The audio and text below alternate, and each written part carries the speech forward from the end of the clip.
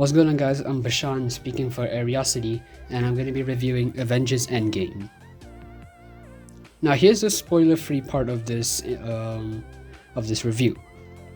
Avengers Endgame was the greatest movie of all time, in my opinion. It brought an end to 22 movies in the making, I believe, and 11 years of storytelling. Of course, in the end, the Avengers win against Thanos, which is pretty obvious by now. Even if you haven't seen Endgame, you know that Thanos loses. But the way he loses is going to be very shocking, which will be covered further into the review.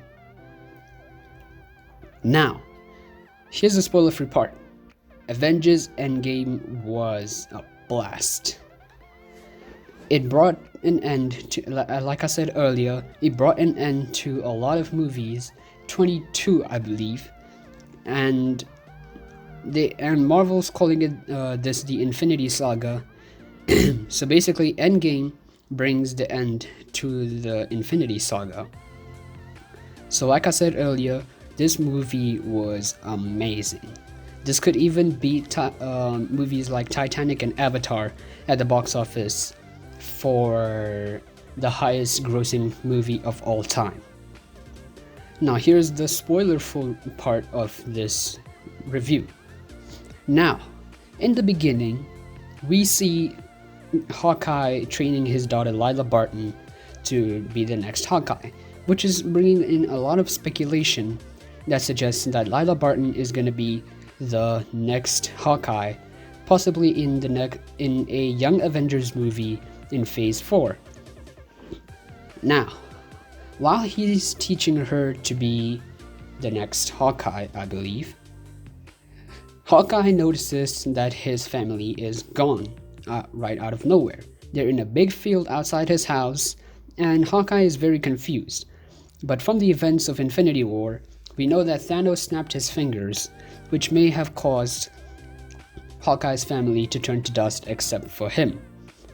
Now, in the next couple scenes, we're introduced to Tony and Nebula being friends with each other, and we see them repairing something, which I don't remember off the top of my head, but they're repairing something that has to do with the ship, the Guardians of the Galaxy ship, the Benatar.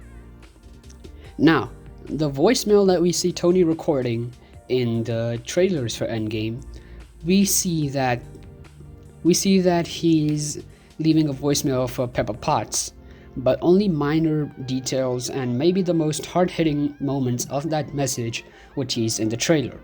Now, there was a lot of sadness and a lot of emotion in that message. And he ends the message by saying he's gonna go to sleep. After that, we see Nebula putting him on the pilot chair of the Benatar. And then afterwards, honestly, I thought that Tony was gonna die.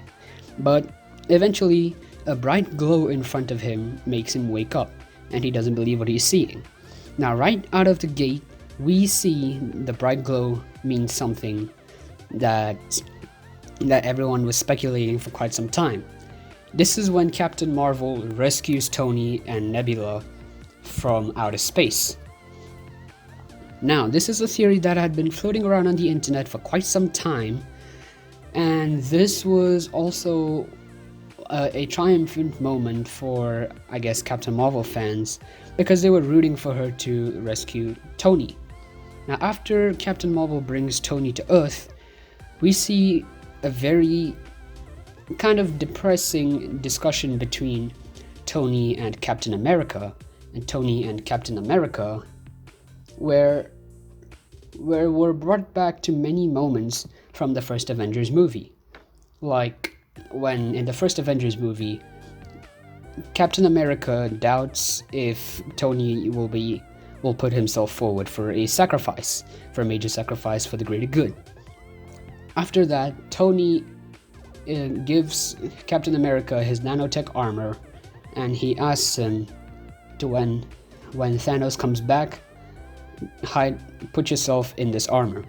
And then after that, he collapses due to lack of either oxygen or glucose.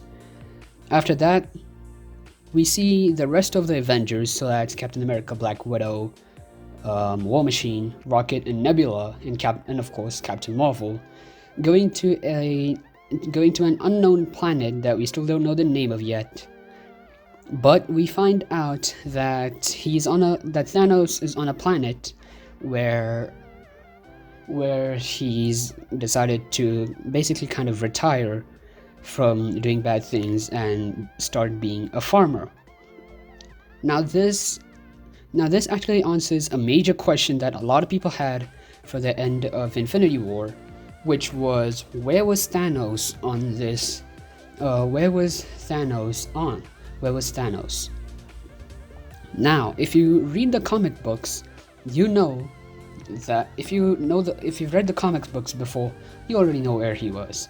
But for all the people who aren't comic book fans and are just seeing Endgame, we get an idea of where he is. Now, Rhodey refers to this as a retirement plan for Thanos, which is, I'm not gonna say he's not wrong, but anyways, that's not the point. The next thing is the Avengers, the current Avengers without Tony and Hulk. They all gang up on him, and they held him captive in a very similar position, like how Mantis, Star-Lord, and Doctor Strange had him captured on Titan. Now, Thor does the right thing, and he chops his arm off so that he's not able to use the gauntlet. But we later find out that Thanos actually destroyed the Infinity Stones, and that he actually reduced them to an atomic size. So after that, he says which if you've come across this line on the internet for quite some time, he says the 3 words, "I am inevitable." And after that, Thor chops Thanos' head off. And like Thanos said during the end of Infinity War, he should have gone for the head. That's exactly what he did. He went for the head. But jumping 5 years later after that incident, we see Captain America running a sort of a consolidation group, to where all the people who got dusted and the people who survived, they get consolidation to help them go over that trauma. Now, after that, we see Black Widow, aka Natasha Romanoff. We see her trying to keep the Avengers together and keep the world a safe place. Now, jumping a couple, maybe I'd say 15 to 20 minutes, we see now from the post-credit scene of Ant-Man and the Wasp, we know that Scott Lang got trapped in the quantum realm. Now, surprisingly, a rat is the person who switches a couple buttons and presses some sort of button that releases Ant-Man into a storage facility where the van with the quantum realm tunnel is stored. Now, after this, he goes to the Avengers headquarters and explains to Black Widow and Captain America how they can use time travel to bring the Infinity Stones back into their own timeline, bring everyone back, and then they'll save the half of the universe. Now, at first, Black Widow and Captain America are a little skeptical, but after a couple tests with Professor Hulk, which, if you don't know who he is a mixture of the brains of Bruce Banner and the bronze of the Hulk. Now, after this, they run a couple tests to see if time travel is really a thing. So Scott Lang goes through phases of his current age, his baby, as a teenager, as an old man. And then after that, Professor Hulk says that time travel. I see this as an absolute win. Now this is another code that you might have come across some memes on the internet, but you know, memes for life. Now, after this, Black Widow, Captain America, and Ant-Man go to Tony Stark, and he explains to them that that's not how time travel works, and if something goes wrong, they'd be trapped forever. Now, just fooling around with his holographic stuff, he decodes the secret to time travel, and this is another part of the movie where it made a lot of people emotional. As he's putting his daughter Morgan Stark to bed, she says, "I love you 3000." Now, this is also another code that you definitely have to have come across the internet. Yeah. And then after that, Tony goes back to the Avengers headquarters and he gives Captain America his vibranium shield. Now, after this, the Avengers, they put information through together to see the different timelines that the stones existed in, bring them to the present time, and bring everyone back. Now, this is the point where we're introduced to Fat Thor. Now, you may have heard about him through the internet. You know, the internet is a very sketchy place, but a lot of people think that the Fat Thor was kind of a little of a detour from the seriousness of Avengers Endgame so far in the movie, and give audience to something to laugh about. Now, this is not the actual reason why Thor was fat in Avengers Endgame. The real reason was because he was going through depression, and he knew even after killing Thanos, he couldn't do anything about it. Now, this sounds fair, but he has a very big belly, and he's playing with Korgan Meek in his little shed in New Asgard and playing Fortnite. Now, this is the point where it kind of upset me a little bit, but you know, it is what it is. Now, after that, the Avengers go to different timelines, so I'll wrap this up quickly. First, Captain America, Tony Stark, Professor Hulk, and Ant-Man go to the New York battle with the Chitauri in the original Avengers. Now, Tony Stark and Ant-Man are supposed to get the Mind Stone, I believe, from the Tesseract, which eventually Loki disappears with. Now, the job for Captain America is to get the Mind Stone from Loki's scepter and he's in an elevator with Hydra agents, and he is in a very similar environment as set up in Captain America: The Winter Soldier. Now, this is where the Captain America from 2023 fights with the Captain America in 2012, and he realizes how annoying it is to be on the receiving end of "I can do this all day." And after that, as the present Captain America defeats the past Captain America, he looks at the old Captain America's butt and says, "That is America's butt," because of how small it is. Now, after that, Rocket and Fat Thor go to Asgard in 2013 or 2014, I believe, and they get the ether, also known as the Reality Stone, from Jane Foster. Now, in this moment, Fat Thor talks to his mother Frigga, and he tries to tell her that she's gonna die this day, on the day that they went to get the ether. And as Rocket and Fat Thor were getting ready to come to the present time, he realizes that he is still worthy of Mjolnir and takes it with him to the current timeline. Now, heading over to, I believe, Hawkeye and Black Widow, they go to Vormir to get the Soul Stone. Now, this is where an emotional moment takes place. Red Skull tells the same Presidio that he told Thanos and Gamora in Infinity War for how to get the Soul Stone. And in this moment, unfortunately, Black Widow sacrifices herself, and Hawkeye is left to take the Soul Stone to the current timeline. This is a very sad moment, and this may be one of the events that may not be fixed in the future. Now, another time heist group that went back in time was War Machine and Nebula. Now, this is where they go to Morag to get the Power Stone from the orb. But unfortunately, in this moment, War Machine goes to the present timeline, but Nebula is left behind.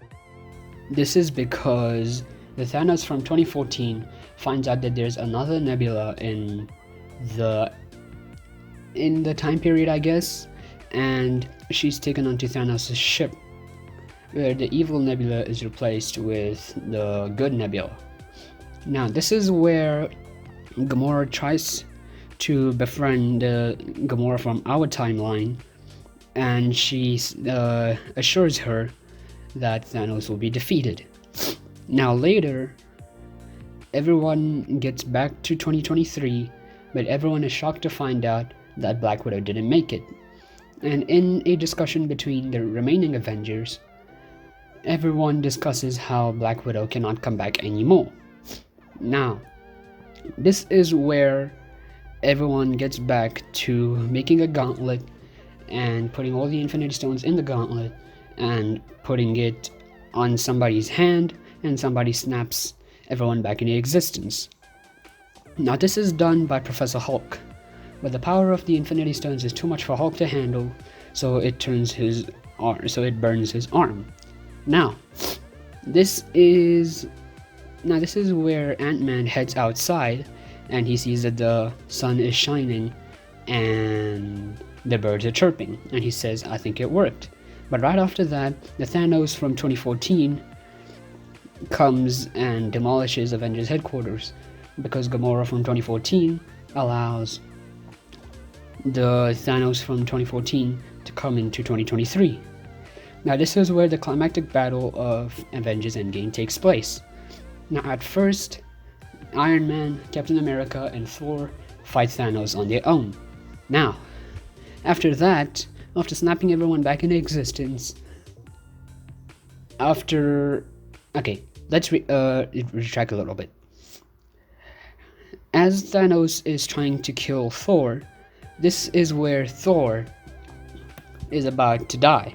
So this is where Captain America does the thing that he's supposed to do, and he lifts Mjolnir. Now, Marvel came out in an official statement and said that Captain America was always worthy of lifting Mjolnir. And he uses Mjolnir and his shield to completely destroy Thanos. Now, this is quite a triumphant moment in the movie because people weren't expecting it. And Thor says, "I knew it." After that, Mjolnir is discarded somewhere, and Thanos beats the heck out of Captain America, breaking his shield into pieces. Now, after this is where all the dusted heroes come back together on the battlefield through usage of Doctor Strange's portals. And this is where quite a triumphant moment comes in. Spider-Man is resurrected. Now, this was a moment that every Marvel fan will remember going forward. And after that, all the heroes fight Thanos and his army, which consists of the Black Order, the Chitauri, and some other extraterrestrial creatures. After that, Captain Marvel comes and destroys Thanos' ship. As we know in Captain Marvel, she has the power to destroy spaceships. So that's exactly what she does. Now, after this, the Captain Marvel goes into, after all the heroes that have been dusted have come back, she tries to get into Scott's van and return the stones in their timeline. But unfortunately, Thanos destroys the van, which means there is no way of putting the stones back in the timeline. Now, this is where Thanos gets hold of the Infinity Gauntlet. He's about to snap his fingers when Captain Marvel stops him. Now, there's a second time when Thanos tries to snap his fingers, but is stopped by Tony Stark. Now, this is where a triumphant moment in the movie and quite a sad moment in the movie takes place. Using his nanotech technology, Iron Man takes the stones out of the gauntlet and puts it in his own hand, and this is where two of the most, I would say, classic lines was said. Thanos says, "I am inevitable," and Iron Man responds saying, "And I am Iron Man." Now, this is a throwback to where in the first Iron Man movie, during the ending, Tony reveals that he is Iron Man. Now, and he snaps his fingers. After that, Thanos and his army have been dusted, but the power of the Infinity Stones is too much for Tony to handle, and due to this, Iron Man dies. Now, at Tony's funeral, we see every single hero that fought besides Tony in the final battle and just in the battles of Infinity War and Endgame. Now, after the funeral, we see Captain America putting the stones back in the timeline, and this is where Hulk tries to bring him back, but it doesn't work because Captain America decides to stay back and live his life out with Peggy Carter. Now, this is where another, I'd say, emotional and triumphant moment in the movie takes place. Captain America gives Falcon the Captain America shield. Now, Falcon does this many times in the comics, but all the comic book lovers know about this already. And then after that, the movie ends with Captain America and Peggy Carter dancing together. Overall, Avengers Endgame was quite a movie. Now, this could be the highest grossing film of all time, and it could be the most commercially successful movie of all time. This is all due to the cliffhanger set up by Avengers Infinity War. But overall, Avengers Endgame was a blast. Anyways, this is, like I said earlier, this is Bhushan Lakande speaking for Ariosity. Be sure to subscribe to him, like his videos, and till then, peace out.